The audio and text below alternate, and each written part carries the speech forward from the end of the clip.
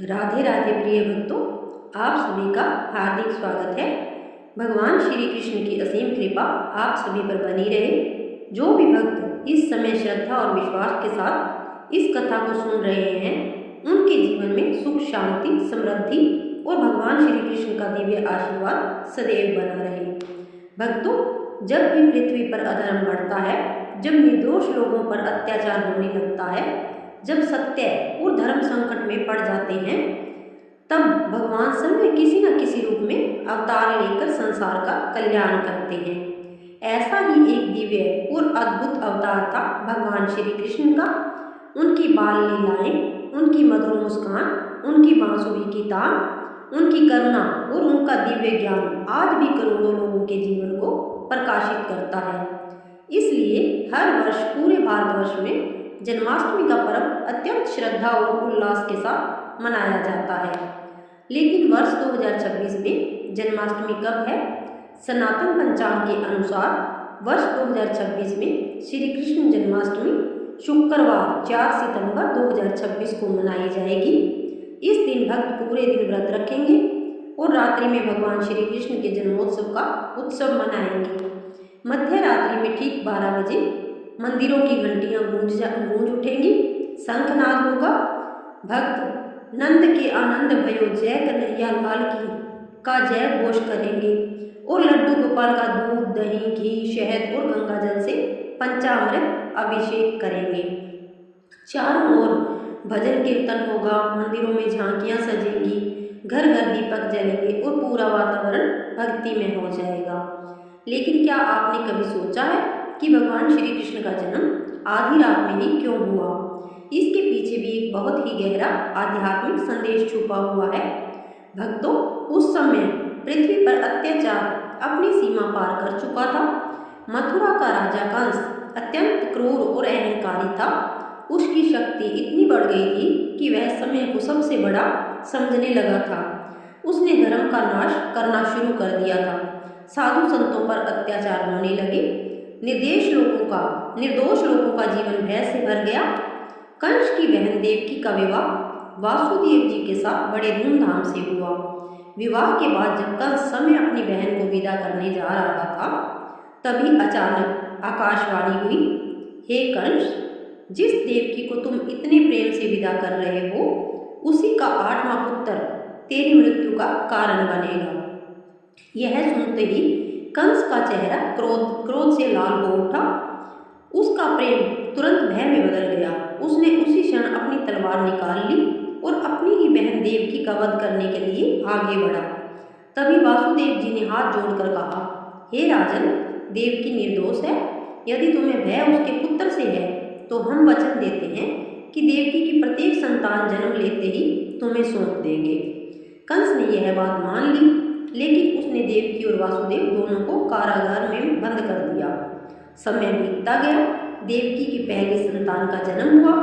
वासुदेव जी ने अपना वचन निभाया और शिशु को कंस के पास ले गए। लेकिन निर्दयी कंस ने उस मासूम बालक को भी नहीं छोड़ा। उसने उसे पत्थर पर पटक कर मार डाला। इसी प्रकार दूसरी, तीसरी, चौथी, 5वीं, 6ठी और 7वें संतान के साथ भी वही हुआ। माता देवकी की गोद बार बार उजड़ती रही। वासुदेव जी सब कुछ देख कर भी असहाय बने रहे। पूरा कारागार शोक और पीड़ा से भर गया। लेकिन भक्तों, भगवान की लीला अद्भुत होती है। जब अधर्म अपनी चरम सीमा पर पहुंच जाता है, तब ईश्वर स्वयं धर्म की स्थापना के लिए अवतरित होते हैं। अब समय आ चुका था भगवान श्री हरि विष्णु के श्री कृष्ण रूप में पृथ्वी पर अवतार लेने का। भाद्रपद मास की कृष्ण पक्ष की अष्टमी तिथि थी। चारों ओर घनघोर वर्षा हो रही थी। आकाश में काले बादल छाए थे। आधी रात का समय था। पूरा मथुरा नगर गहरी नींद में सो रहा था। लेकिन उसी समय कारागार के भीतर एक अद्भुत प्रकाश फैलने लगा। देवकी और वासुदेव ने देखा कि उनके सामने स्वयं भगवान विष्णु अपने दिव्य चतुर्भुज स्वरूप में प्रकट हुए हैं। उनके हाथों में शंख, चक्र, गदा सुशोभित थे। उनके मुख्यमंडल से दिव्य तेज निकल रहा था। भगवान ने मुस्कुरा कर कहा, माता देवकी, पिता वासुदेव, मैं धर्म की रक्षा और अधर्म के विनाश के लिए श्री कृष्ण रूप में अवतरित हुआ हूँ। अब आप मुझे गोकुल में नंद बाबा और यशोदा मैया के घर पहुँचा दें। वहाँ जन्मी कन्या को यहाँ ले आइए, किसी को कुछ पता नहीं चलेगा। इतना कहकर भगवान ने अपना दिव्य रूप त्याग दिया और एक सुंदर मनमोहक बालक के रूप में प्रकट हो गए। उनके चेहरे पर अद्भुत मुस्कान थी, आंखों में करुणा थी और पूरा कारागृह दिव्य प्रकाश से जगमगा उठा।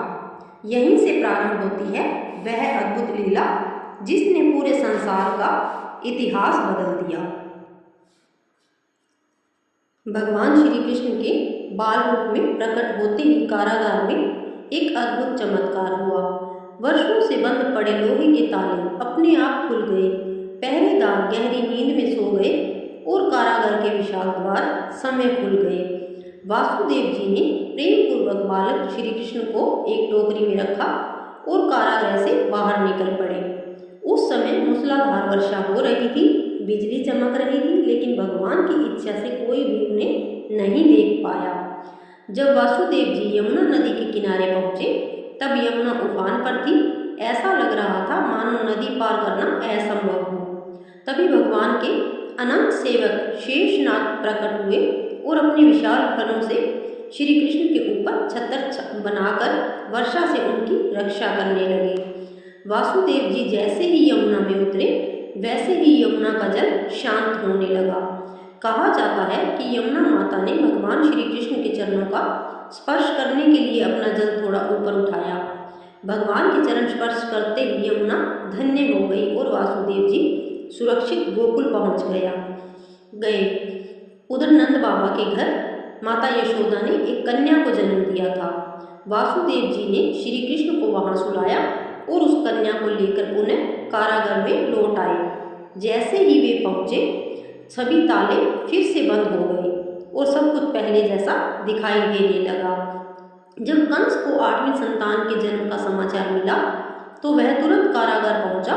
उसने उस कन्या को भी मारने का प्रयास किया, लेकिन वह उसके हाथ से छूटकर आकाश में प्रकट हो गई और बोली, अरे मूर्ख कंस, तुझे मारने वाला जन्म ले चुका है, वह सुरक्षित स्थान पर पहुंच चुका है। यह सुनकर कंस भयभीत हो गया। उसने पूरे राज्य में नवजात बालकों की हत्या का आदेश दे दिया, लेकिन जिसे समय भगवान की रक्षा प्राप्त हो उसका कोई क्या बिगाड़ सकता है।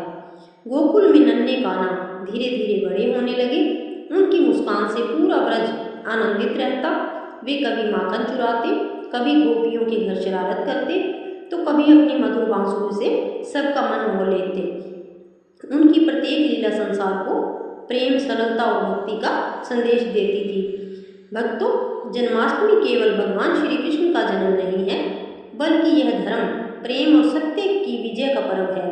यह हमें सिखाती है कि चाहे जीवन में कितनी भी कठिनाइयाँ क्यों न आए, यदि हमारी आस्था भगवान में बनी रहे तो हर संकट का समाधान अवश्य मिलता है।